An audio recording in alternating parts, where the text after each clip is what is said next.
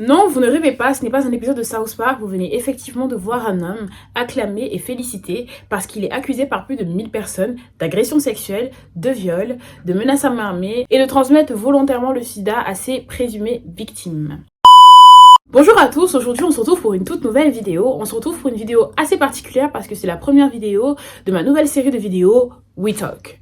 We Talk, c'est une série de vidéos dans laquelle on abordera des faits de société, d'actualité, principalement au Cameroun, mais aussi plus généralement en Afrique. Bien évidemment, ça ne veut pas dire que je vais arrêter le contenu que je fais d'habitude, c'est juste une série de vidéos qui va venir se rajouter à ce que je fais déjà. Avec mon introduction, je pense que vous l'avez compris, dans cette vidéo, on va parler de choses assez perturbantes et assez dérangeantes. C'est pour ça que je vais d'abord faire un petit trigger warning et dire à toutes les personnes qui sont sensibles face à ce genre de sujet de quitter la vidéo parce qu'elle va être très difficile à écouter. Il y a d'autres vidéos sur ma chaîne qui dégage une toute autre vibe si ça vous intéresse. Ce que je tiens à dire avant le début de cette vidéo, c'est que jusqu'à présent, Hervé Bobda n'est pas encore passé devant une quelconque institution judiciaire. Ça veut dire que tous les faits qui vont être relatés ne sont basés que sur des témoignages. C'est pour ça que tout au long de la vidéo, je dirais, il aurait, d'après les témoignages, en se basant sur les témoignages, ainsi de suite. N'oubliez donc pas de liker, de partager, de vous abonner et bien évidemment de commenter. Mais au niveau des commentaires, je tiens quand même à dire que toute personne qui aura un commentaire irrespectueux envers moi, envers une présumée victime ou envers une femme en général, le commentaire sera tout simplement supprimé et la personne sera bloquée. Vous pouvez donner votre avis, vous pouvez ne pas être d'accord avec moi et avec ce que je vais dire dans cette vidéo, il n'y a aucun souci, mais que ça reste dans la limite du respect. Dans cette première vidéo We Talk, nous allons tout simplement voir à quel point la culture du viol et l'apologie du viol au Cameroun vont venir façonner les prédateurs sexuels et les aider à proliférer. Pour bien étayer nos propos, on va se baser donc sur l'affaire Hervé Bobda.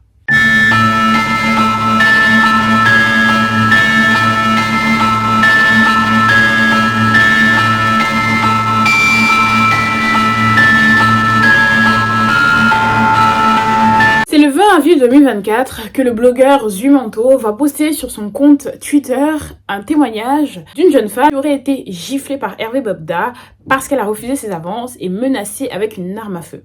Tout ça bien évidemment dans la rue et qui se serait enfui à partir du moment où il a commencé à être reconnu par les passants. Dit comme ça peut être très choquant, mais au fur et à mesure de la vidéo, vous comprendrez qu'en fait, ces actes-là seraient en réalité un mode opératoire.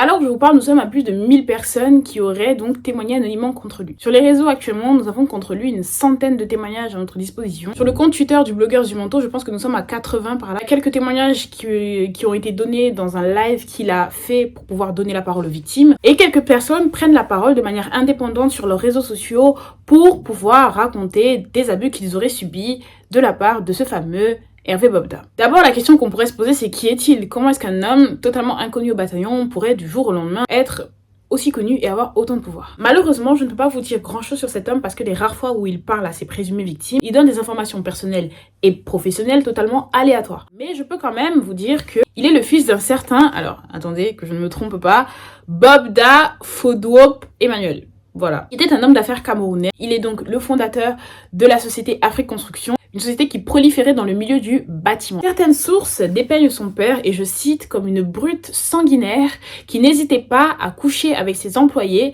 et avec les femmes de ses employés. On peut donc comprendre que grâce à son père, Hervé Bobda a eu accès aux ressources financières, mais aussi et surtout aux connexions nécessaires pour pouvoir être protégé des répercussions de ses vices depuis des années. Parce qu'il faut savoir que d'après les témoignages, cette histoire dure depuis plus de 20 ans.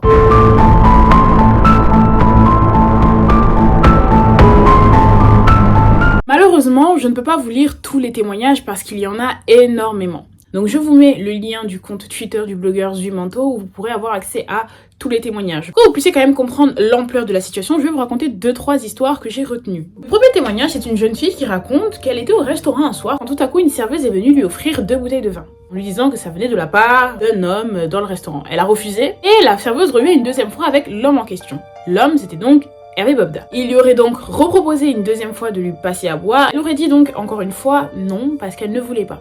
Il lui a répondu qu'on ne lui disait pas non et elle lui a répondu qu'il y avait une première fois à tout. Elle a pris un taxi.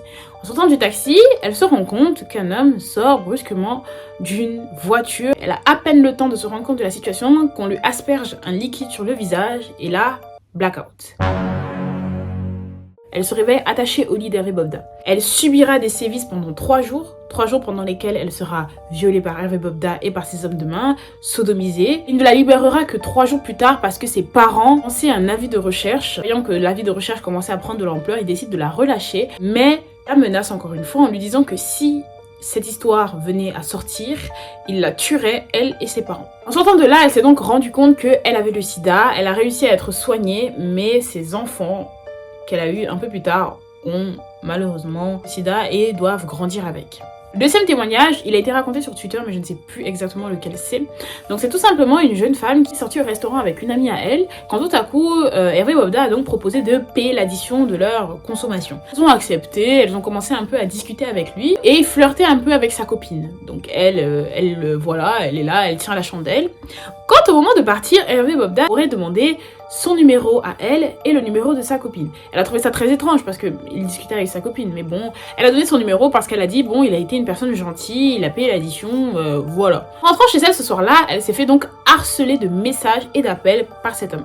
Elle ne pouvait pas répondre parce qu'elle était avec ses parents et il l'a clairement menacée, lui a promis de lui faire du mal parce qu'elle ne répondait pas au téléphone. Suite à ça, elle serait allée écrire à sa copine et lui aurait expliqué la situation.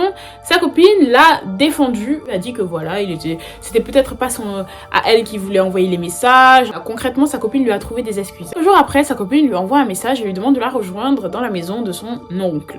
Elle s'en va, elle va retrouver sa copine, sauf que quand elle arrive, elle se rend compte en fait que c'était un piège et elle se retrouve donc enfermée dans la maison d'Hervé Bobda qui, d'après ses dires, menaçait sa copine de mettre fin à ses jours si on ne l'avait pas fait venir.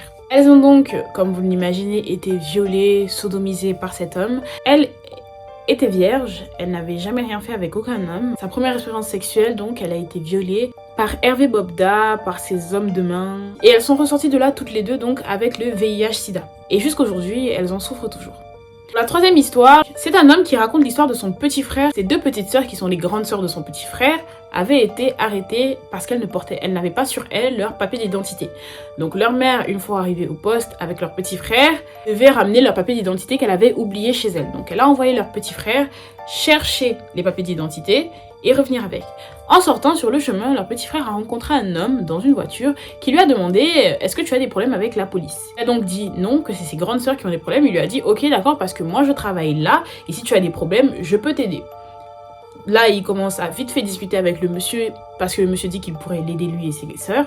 Et là, il finit donc par dire au monsieur que non, il allait juste chercher les papiers d'identité chez lui et qu'il devait faire très très vite pour que ses sœurs soient relâchées. Là, le monsieur lui dit « Ok, je peux te déposer vu que j'ai une voiture. » Il accepte donc d'être déposé par le monsieur qui va au final l'emmener chez lui de force, le sodomiser sans son consentement et le relâcher. Sa mère, qui donc continuait à attendre que le fils revienne avec les papiers d'identité de ses sœurs, arrive à la maison et trouve donc le petit frère totalement tremblant. Sur le moment, il n'avait pas avoué, il avait raconté l'histoire, mais n'avait pas avoué la partie où il s'était fait donc sodomiser sans son consentement, même si beaucoup de personnes s'en doutaient, je pense qu'il avait un peu honte. Il y a quelques jours, quand les photos de Hervé Bobda ont commencé à circuler sur les réseaux sociaux, que son grand frère, donc qui raconte l'histoire, a pensé à lui montrer les photos pour être sûr, parce que quand il voyait le mode opératoire, ça correspondait selon lui. Et là, le garçon, en voyant la photo, a pris peur, il a commencé à paniquer, il a avoué que c'était lui, que c'est lui qui lui avait fait ça, et a raconté totalement ce que cet homme lui avait fait.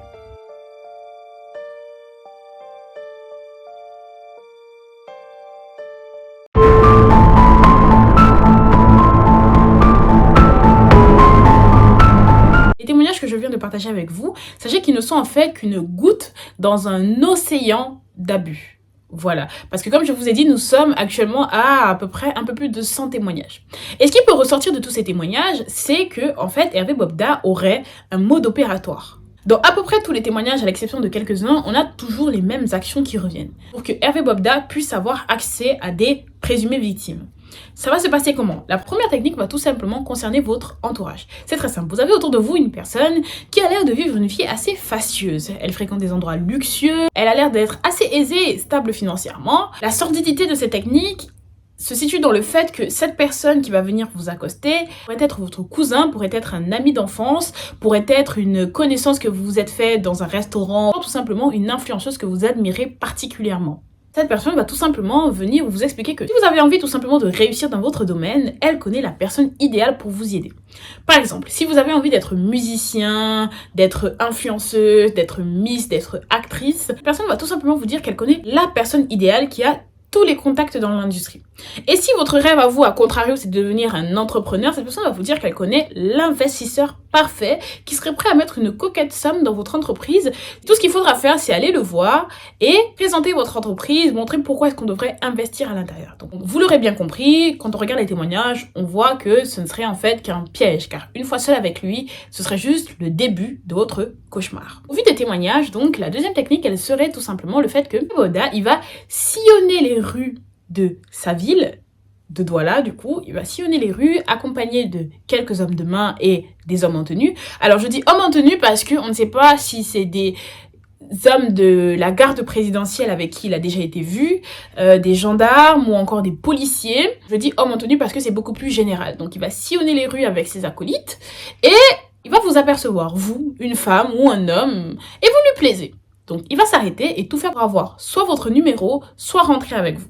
Si vous avez le malheur d'être réticent ou réticente, ou alors de dire non, ben c'est très simple. Dans le meilleur des cas pour vous, dans ce moment-là, vous allez être insulté, giflé, menacé avec une arme à feu. Et dans le pire des cas, vous allez être assommé, drogué et séquestré. Et ensuite, vous connaissez ce qui se passe. Donc, après ces deux étapes-là, pour les personnes qui vont donc finir par se retrouver chez lui, peu importe la manière, il y a deux choses. Soit vous avez de la chance, encore une fois, et vous réussissez à sortir de là totalement traumatisé, probablement avec le VIH. Et pour vous, le fait d'être simplement violé par plusieurs personnes, ce n'est pas assez traumatisant. Je tiens à préciser que dans certains témoignages, il y a des femmes qui ont parlé du fait qu'elles ont aussi été forcées d'avoir des rapports sexuels avec son chien. Voilà. Soit vous sortez de là totalement traumatisé, donc, et probablement avec le VIH-Sida, et en plus vous serez menacé de mort, et aussi de la mort des membres de votre famille et de votre entourage, ou alors vous ne sortirez tout simplement jamais de là.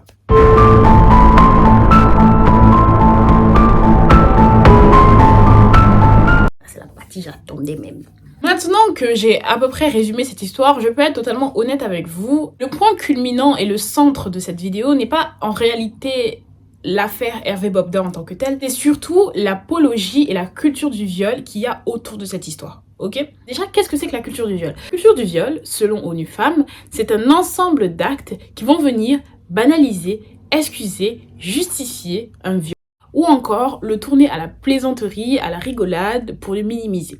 L'apologie du viol, donc, ce serait tout simplement l'éloge, la glorification d'un viol. Tout simplement, la culture du viol, c'est tout simplement quand les gens vont essayer de faire croire aux victimes que c'est de leur faute, de minimiser leurs ressentis, d'invalider leurs propos sur la base de rien du tout, pour que vous puissiez bien comprendre que là, face aux réactions au Cameroun, nous sommes clairement dans un cas d'apologie et de culture du viol. Je vais vous parler donc de quelques réactions qu'il y a eu. Les premières réactions, c'est les réactions des femmes. Beaucoup de personnes ont été indignées sur les réseaux sociaux de se rendre compte que certaines femmes prenaient le parti d'Hervé Bobda dans cette histoire en insultant et en dénigrant toutes les autres femmes qui sont donc des présumées victimes. Pour vous expliquer bien pourquoi, je vais vous prendre un exemple concret. Il y a quelques jours, une amie à moi m'envoie le lien d'une vidéo TikTok d'une jeune femme qui est tout simplement en train de nous expliquer par A plus B que cette histoire, le fait que tout le monde se révolte, le fait qu'il y ait le hashtag StopBobda et ainsi de suite, ce n'est en fait que du cyberharcèlement.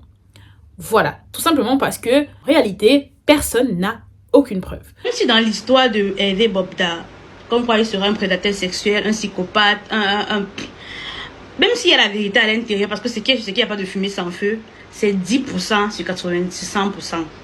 Parce que la plupart des filles là, laissons les petites, ne nous mentons pas. La plupart des filles qui témoignent là, ce sont les waka, les bots. Faut pas que TikTok bloque ma vidéo. Alors jusque là, ce n'est que son avis. Même si son avis montre qu'elle n'est pas forcément la chips la plus croustillante du paquet, ce n'est que son avis. Au moment où elle a traversé la limite entre donner son avis et faire l'apologie et entretenir la culture du viol, il y a un moment dans la vidéo où elle nous dit dans ces victimes-là, il n'y a que 10% qui, selon elle, ont réellement été violées. Et le reste, en fait, sur 100%, donc 10% sur 100%, c'est-à-dire 90%. Donc si on part du principe qu'il a à peu près 1000 témoignages, ça veut dire qu'il n'y a que 100 femmes qui ont réellement été violées. Et que les 900 autres femmes, en fait, c'était des chercheuses. C'était juste des filles faciles, c'était des traîner. Au Cameroun, on a un terme pour ça, ce sont les waka. Elles étaient avec lui parce que tout ce qu'elles voulaient, c'était de l'argent. Donc, par rapport à ça, elles n'ont eu que ce qu'elles méritaient. Ce qu'elle fait, en fait, ça s'appelle du slut shaming, ok? Il faut savoir que dans cette histoire, presque tous les détraqueurs se basent sur le slut shaming. Le slut shaming, qu'est-ce que c'est? Pour que vous puissiez bien comprendre, on va imaginer une case. Donc, voilà notre case. À l'intérieur de cette case, il y a des femmes. Toutes les femmes qui sont à l'intérieur de cette case, ce sont les femmes parfaites. Les femmes parfaites, selon les hommes, selon la société phallocrate, voilà. C'est-à-dire une femme sexy mais pas vulgaire, indépendante mais soumise, c'est une femme qui cuisine, c'est une femme qui fait le ménage, c'est une femme qui éduque les enfants, c'est une femme qui respecte son mari tout le temps, c'est une femme qui est totalement soumise à son mari, une femme qui est vierge mais excellente au lit et qui va accepter donc d'être avec un homme qui lui ne l'est plus parce que c'est un homme. Voilà, donc vous connaissez tout ce qu'il y a autour de la femme parfaite. Voilà, vous connaissez déjà.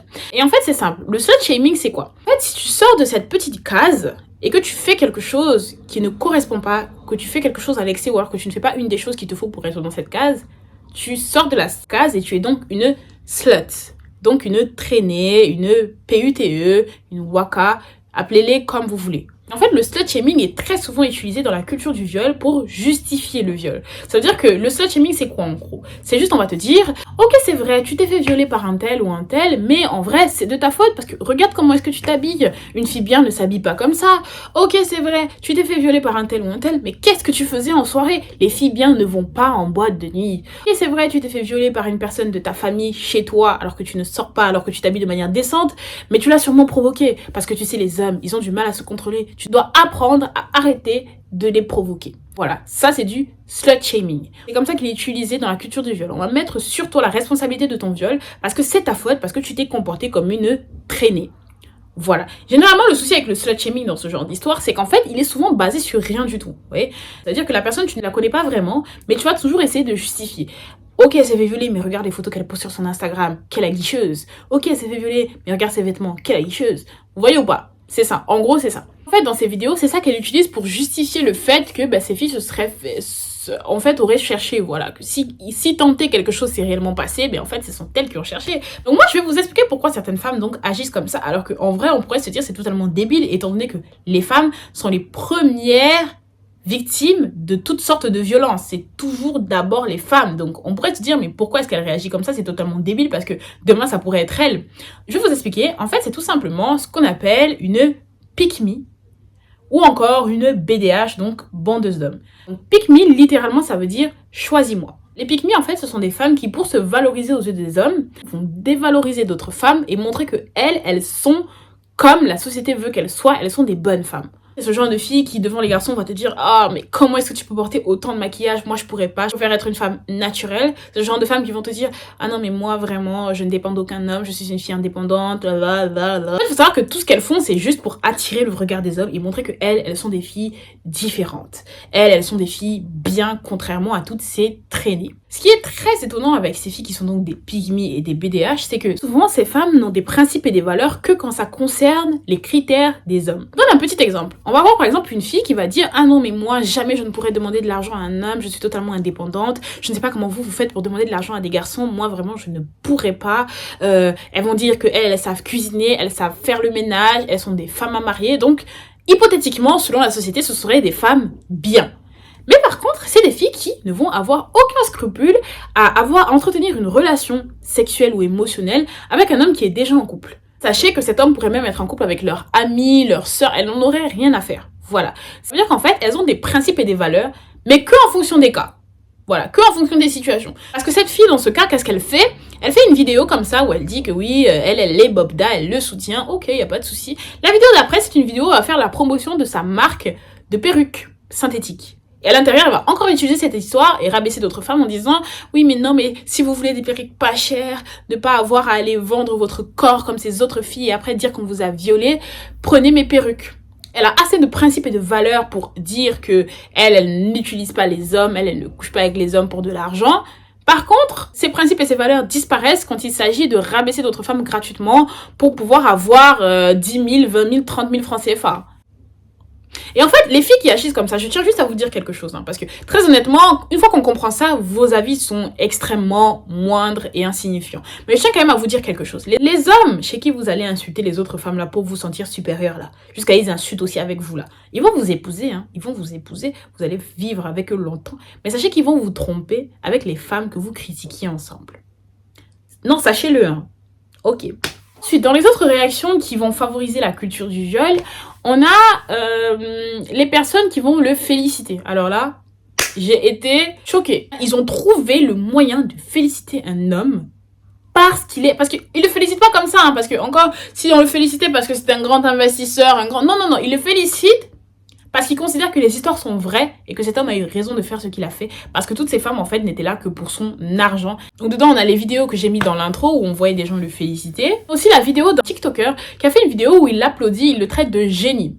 Parce qu'il part du principe que toutes ces filles en fait ne sont que des filles qui étaient là pour ses sous, elles étaient là pour coucher avec lui et avoir de l'argent, et elles ont eu ce qu'elles méritaient parce que les femmes ne veulent pas comprendre que c'est de leur faute ce qui leur est arrivé. Alors, je promets que de ma vie entière, depuis que je suis sur cette terre, je n'ai jamais vu nulle part qu'on a félicité un homme parce qu'il était accusé de viol. Bon, les personnes qui me disent des choses comme ça, je ne vais pas vraiment débattre avec vous, parce qu'il y a deux choses. Vous n'avez pas lu les témoignages et vous êtes un peu limité intellectuellement parce que vous vous prononcez sur une histoire sans avoir les tenants et les aboutissants.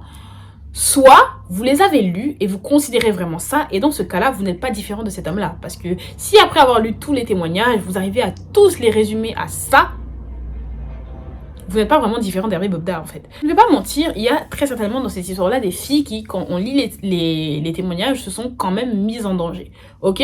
On peut se dire, ok, c'était pas parce qu'elle voulait de l'argent, d'accord. Déjà, premièrement, comme on le dit à chaque fois, c'est pas parce qu'elle voulait de l'argent qu'on a le droit de les violer. Ok, c'est pas grave. Ce qui m'énerve, c'est que vous arrivez à résumer l'affaire à ça et rien que ça. En omettant, en faisant disparaître toutes les femmes qui ont refusé ses cadeaux, son argent, de le suivre, ainsi de suite. Non, elles n'existent pas. Voilà. Allez, moi, pour avoir lu tous les témoignages, hein, sans en rater un seul, et tous les témoignages partout, que ce soit les témoignages qui ont été faits sur les réseaux sociaux de manière indépendante ou les témoignages sur la page Twitter de Zimanto, je suis vraiment à plus de 100 témoignages que j'ai lus. Laissez-moi vous dire que les femmes qui se sont mises en danger quand on lit le texte, qui ont fait des choses où tu te dis, ah ouais, c'était quand même chaud ça, elles ne représentent même pas la moitié des témoignages. Je parle des femmes, des femmes et des hommes d'ailleurs. Elles ne représentent même pas la moitié des témoignages. Ce qui rend cette histoire aussi sordide, c'est parce qu'il y a énormément de personnes dans cette histoire qui n'ont rien demandé. C'est ça le problème. Et je me dis que vraiment, il y en a ici, vous avez des éducations particulières. Vous avez vraiment des éducations particulières. Parce que déjà, peu importe ce qui se passe, hein, à quel moment ça te vient à l'idée de féliciter un homme accusé de viol?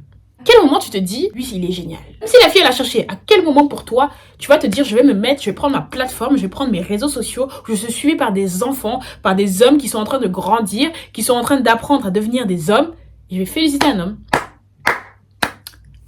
parce qu'il a agressé sexuellement des femmes. Aussi un problème, une autre catégorie qui se rapproche de celle-là, mais qui n'est pas forcément la même. C'est les personnes qui vont certes taper sur les doigts d'Hervé Bobda parce que ce qu'il a fait est mal, mais aussi énormément taper sur les doigts des femmes. Ce qui est très étonnant, c'est que l'énergie que vous mettez pour dire aux femmes d'arrêter d'être entre guillemets des filles faciles, vous ne mettez pas cette énergie pour dire aux hommes d'arrêter d'être des pédophiles, d'être des prédateurs sexuels. En fait, même avant cette histoire d'Hervé Bobda, il y a toujours eu énormément d'énergie sur les réseaux sociaux camerounais en général, pour dire aux femmes qu'elles devraient se comporter comme ça, arrêter d'être des crocos de diamants, travailler d'elles-mêmes, et ainsi de suite, ainsi de suite, ainsi de suite, ainsi de suite, ainsi de suite.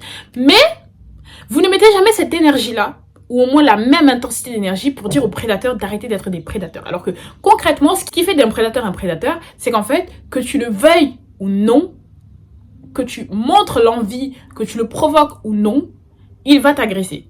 Ça veut dire que votre petite sœur refuse d'entrer dans sa voiture ou qu'elle refuse, si il a dit qu'il aura votre petite sœur, il fera tout pour l'avoir. On a dit, le mode opératoire, tout ça montre bien que dans certains cas, vous le vouliez ou non, vous allez vous retrouver dans cette situation-là. Donc moi, tout ce que j'aimerais, c'est que vous mettiez la même énergie, voire même plus d'énergie, pour parler tout le temps et faire des vidéos sur les prédateurs, que pour dire aux femmes, arrêtez de manger l'argent des hommes, arrêtez d'aller voir des hommes riches, enfin, je ne sais pas. Vous pouvez le faire, il n'y a pas de souci, on n'est pas en train de vous dire que vous ne pouvez pas le faire, mais mettez juste la même énergie au niveau des prédateurs, que ce soit équivalent.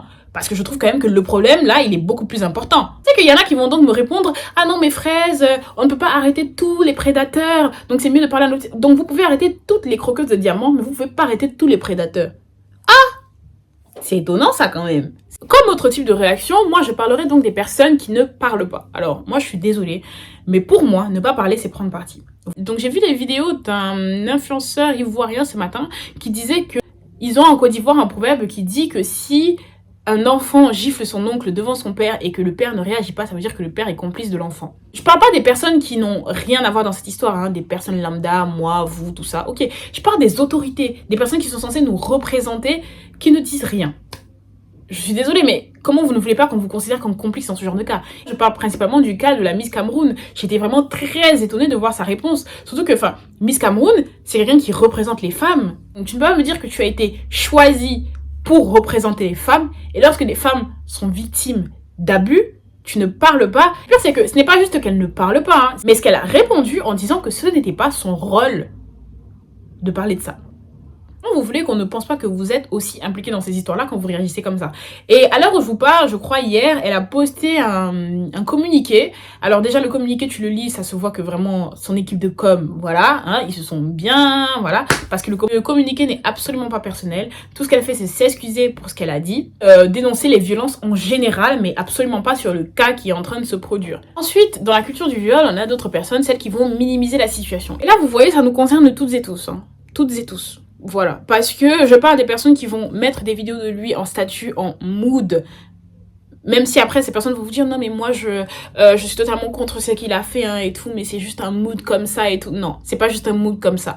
Le problème c'est que ce genre de personnes qui font ça, vous êtes quand même pas mal insensibles, parce que dans les témoignages qui sont sortis, il y a beaucoup de personnes qui disent que rien qu'en revoyant sa photo, elles ont revu la scène qu'elles ont vécue avec lui totalement. Ça veut dire que rien qu'en regardant la photo du monsieur, elles ont revécu un traumatisme.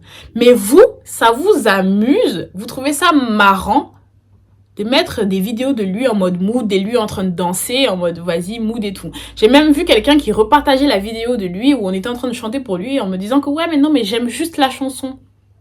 Je le soutiens pas mais j'aime juste la chanson. Vous pensez aux victimes qui sont dans vos contacts, pas qu'aux victimes de lui, aux victimes de viol en général. Pas que parce que vous l'avez peut-être mis, peut-être que vous n'en connaissez pas, peut-être que vous en connaissez, on n'en sait rien. C'est pas tout le monde qui a parlé encore dans cette histoire. Même si vous mettez quelque chose et que vous vous dites que vous ne connaissez personne et que effectivement vous ne connaissez personne qui l'a connu, quelqu'un va repartager votre story. Elle pourrait connaître quelqu'un dans un certain sens où vous encouragez. Ça veut dire que toi, en tant que victime, tu te lèves un matin, tu as été abusé par un homme et tu vois les gens partager des vidéos de lui en train de danser dans toutes les stories. Ce qui m'étonne, c'est que ce sont après les mêmes personnes qui vont mettre en statut « Oui, mais non, mais pourquoi les victimes ne témoignent pas voilà, même si on fait tout ce brouhaha, si elles ne témoignent pas... » Comment vous voulez qu'elles témoignent quand vous faites des choses comme ça? Alors cette catégorie, elle est un peu pareille que la catégorie de ceux qui considèrent que elles mentent toutes, mais cette fois-ci c'est les hommes. Et leur argument principal c'est regarder, voir des vidéos où des femmes étaient très bien avec lui. Ils sont sûrement telles qui racontent partout que elles ont été agressées sexuellement par lui après. Vous m'avez bien entendu, c'est-à-dire qu'en fait, en gros, hein, ils disent non c'est faux, ces femmes n'ont pas été agressées. Parce que regardez, on a une vidéo de lui avec une femme qui a l'air heureuse. Je pense vraiment qu'on est dans un épisode de South Park. En gros, ça ne peut pas être un prédateur sexuel parce qu'un jour dans sa vie, il a été avec une femme. Voilà. Ou même 2, ou même 3, ou même 365, ou même 6 ans, ou même 7 ans. Non. Si un jour il a connu une femme, ça ne peut pas être un prédateur sexuel. Voilà, ça veut forcément dire que toutes les autres, elles mentent. Et pour illustrer ce propos, donc, il y a la vidéo d'une fille. Bon, vous avez dit qu'on n'avait pas les filles qui ne travaillent pas. Nous, maintenant, on a commencé les petits business, vente en ligne, comme ça, comme ça. On touche nos 500 000 ou bien 800 000 par semaine. On peut s'offrir des voyages. Toi, maintenant, tu es venu couper mon cœur avec 50 000 ou 100 000. Mon frère, c'est petit. Tu vois, on simplifie maintenant l'argent, on a le gros cœur. Oui, on a le gros cœur. On simplifie l'argent. Vous avez dit qu'on travaille, on a travaillé jusqu'à voir l'argent avec les yeux. On voyage. Donc maintenant, je suis venue couper mon cœur avec tes petits 50 000 ou 100 000 là, avec tes bras. C'est tout. Et quelques temps après, donc après que cette histoire soit sortie, il y a une vidéo d'elle qu'elle avait postée sur les réseaux où elle était en train de faire une vidéo en gros avec Hervé Bobda. Voilà, une vidéo en mode couple girls. Voilà. Voilà. Je lève encore. Et du coup, les gens sont partis du principe que, ah, vous voyez, c'est des filles comme ça, après, elles vont aller dire partout qu'on les a agressées, tout ça. Il y a même des gens qui sont allés la voir, l'insulter, parce qu'on lui a dit, tu vois, t'étais là, tu jouais avec lui, maintenant tu racontes partout qui t'a agressé. Déjà, elle l'a dit dans une vidéo. Après, elle n'a jamais dit qu'elle a été agressée. Mais plus tard, je n'ai jamais dit une telle chose de viol. Je n'ai jamais été dans ces commentaires. Je n'ai jamais été... Mais pourquoi vous m'attribuez des choses qui ne sont pas vraies? Vous êtes parti faire des bêtises et puis vous venez me mettre ça dessus. Je n'ai jamais été parmi les filles qui ont dit que je n'ai jamais parlé d'un truc pareil. Je ne sais pas si vous savez, mais la majorité des viols se passent dans la famille. Des pères aimants, c'est des pères qui, avec leurs femmes, sont des amours et un jour elle apprend juste qu'il abusait de leur fille. C'est des oncles qui ont une grande famille où tout se passe très bien et un jour on apprend juste qu'il abusait de sa nièce. Je ne sais pas si vous vous rendez compte que l'un n'empêche pas l'autre. Une personne peut être un prédateur sexuel et avoir une bonne situation, et à connaître des femmes, et avoir de l'argent, et avoir une belle carrière, et avoir une belle vie vue de loin. Je suis désolée, mais l'un n'empêche pas l'autre. Les prédateurs sexuels, c'est pas que des ratés dans leur coin qui ont des photos de femmes partout accrochées dans leur chambre et qui ressemblent à rien, ne font rien de leur vie. Non, en fait. Regarde principalement les personnes qui disent ça, on se rend quand même compte qu'à l'intérieur, il y a énormément d'hommes frustrés. Il y a énormément d'hommes qui, parce qu'ils n'ont peut-être pas les moyens, n'arrivent pas à avoir accès à certaines femmes. Et du coup, pour se rassurer, ils préfèrent se dire que ces femmes, de toute façon, sont des tradés. Ça veut dire qu'en fait, il faut vraiment que je vous explique maintenant et que je m'asseye et que je vous dise pourquoi est-ce que ce n'est pas parce qu'il y a une fille qui a été vue avec lui, 5 filles, 10 filles, 365 filles qui ont été vues avec lui, que toutes celles qui disent qu'elles ont été agressées par lui, c'est faux. Il faut vraiment que je vous l'explique réellement. Ces personnes-là, il faut savoir que leur argument principal, ça va toujours être « Ah non, mais parce que si c'était vrai, pourquoi est-ce que personne n'a porté plainte ?» Ah, j'ai vu une vidéo d'ailleurs sur ça, un monsieur aujourd'hui, qui lui, par contre, qui disait clairement que « Non, mais vous croyez qu'on est où là? On est au Cameroun, qui va faire autant de vraies agressions et personne ne va porter plainte ?» Soyons logiques. Quelqu'un viole plus de 30 filles. Et il n'est pas poursuivi au Cameroun. Le pays de qui? Vous pensez que le pays de Paul Biya est devenu qu'on peut faire tout ce qu'on veut sans que personne... Pardon. Les gens qui parlent comme ça et qui disent ça, moi je trouve ça quand même assez particulier. Parce que j'ai toujours l'impression qu'on n'a pas connu le même Cameroun. Difficile en tant que toi, personne pauvre, de porter plainte contre une personne riche et d'avoir gain de cause. On est d'accord. Je vous rappelle quand même qu'il les menace. Hein. Il les menace de les tuer. Je dis ça, je dis rien. Peut-être vous avez raté cette information, mais a priori, d'après les témoignages, il menace ces femmes de les tuer. Ah, peut-être bien, vraiment peut-être bien que ça joue sur leur envie de parler. Enfin, la dernière catégorie de personnes dont j'aimerais parler, ce sont les autorités. Une, elle est allée porter plainte en sortant directement de chez lui et le policier lui a dit que « Oh là là, vous les femmes, on vous connaît, c'est sûr que tu as eu une dispute avec ton chéri et maintenant tu veux venir l'agresser. » Sans même avoir pris connaissance réellement des faits. Hein. Il y a une autre personne qui a tenu, elle a porté plainte pendant longtemps et on lui a tout simplement dit que ça ne servait à rien, qu'il avait une immunité diplomatique. C'était mieux du coup de régler ça en privé et à l'amiable. Il faut vraiment que les autorités comprennent aussi qu'elles ont un rôle à jouer dans ces histoires. Après, bon, ça, je pense aussi que c'est juste les conséquences de la corruption, hein, mais c'est pour qu'on le sache, c'est-à-dire qu'il y a des choses comme ça qui se passent, et donc voilà. Mais le point sur lequel j'aimerais vraiment mettre un accent, ça va vraiment être au niveau plutôt de l'éducation. Moi, j'ai grandi au Cameroun, et je me souviens très bien qu'en 3e, j'ai eu un cours d'SVT où on m'a appris comment utiliser un préservatif masculin. Mais je n'ai jamais eu de cours où on m'a appris comment réagir quand on est victime de violence et qu'on veut porter plainte. On ne m'a jamais dit que pour pouvoir prouver et attester d'un viol, il fallait avoir un kit médical et que du coup je devais le faire directement après l'acte pour pouvoir du coup avoir des preuves. En même temps, si vous ne parlez pas et vous ne dites pas aux victimes et que vous n'apprenez pas aux victimes comment porter plainte, comment agir, comment voulez-vous que leur réflexe premier quand elles ont ce genre de situation, c'est de faire confiance en la justice et en la police? Comment? En tout cas, tous ces éléments donc vont entretenir la culture du viol. Et vous l'avez bien compris, le souci avec ça, c'est que une fois que la culture du viol est entretenue, déjà ça va faire proliférer les agresseurs parce qu'ils savent qu'ils seront toujours protégés aussi par le public, aussi par les institutions. Au-delà de ça, ça fait que tout le monde se tait en fait. Personne n'a envie de parler. Parce que beaucoup de gens, leur argument premier, c'est mais pourquoi est-ce qu'elle ne parle pas? Pourquoi est-ce qu'elle ne dit rien? Comment voulez-vous qu'elle dise? Imaginez une personne qui déjà s'est fait violer, vit avec ça, avec ce traumatisme-là, va encore prendre le risque d'aller porter plainte, donc va devoir revivre continuellement son traumatisme. Donc cette procédure va être longue et difficile émotionnellement, mais aussi bien évidemment financièrement. Elle a déjà ça. En plus, elle sait aussi que tout le monde va la traiter comme si c'était de sa faute à elle et trouver peu importe le moyen de faire en sorte que on dise que c'est de sa faute. Elle va avoir tout ça sur elle et en plus, Au-delà de ça, elle pourrait à la fin ne même pas avoir gain de cause, avoir attiré l'attention donc de son agresseur et donc risquer de perdre sa vie, la vie d'un de ses proches, ainsi de suite. Le pari est trop risqué. Donc comment est-ce que vous vous étonnez que des femmes ne portent pas plainte? Vous aussi, vous avez un rôle à jouer dedans. Parce que si la culture du viol était moindre, voire inexistante, les femmes porteraient plus plainte, juste parce qu'elles savent qu'elles sont écoutées, juste parce qu'elles savent qu'on les croit en fait. Nous avons tous une certaine responsabilité dans ce qui se passe actuellement. Si on veut que les choses changent, il est important que tout le monde, à son niveau, agisse pour que les choses changent. Et que comme ça qu'elles vont changer en fait. Les choses avancent, mais elles avanceraient encore plus vite et elles pourraient être définitives si tout le monde y mettait du sien. Je m'adresse particulièrement aux victimes du coup de viol ou d'abus en tout genre. Si j'ai fait cette vidéo, c'était d'abord pour que vous puissiez comprendre pourquoi est-ce que certaines personnes vont agir d'une certaine manière quand vous allez venir vous plaindre et pour que vous compreniez que leur avis, par conséquent, n'est pas important. Parce que je sais très bien qu'elles vont pas arrêter parce qu'elles ont vu ma vidéo. Hein. Elles ont sûrement vu les 2 premières minutes, ont commenté pour m'insulter et sont passées à autre chose. Non.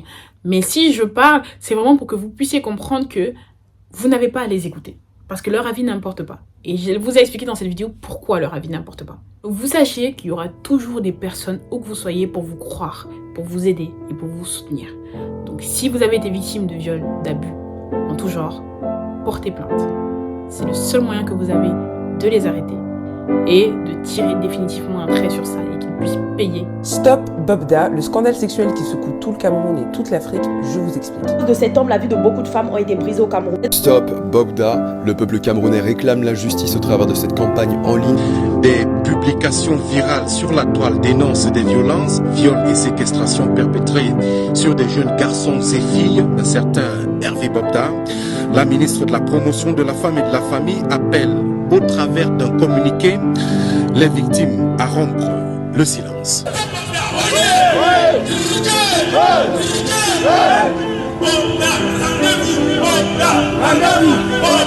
Bobda,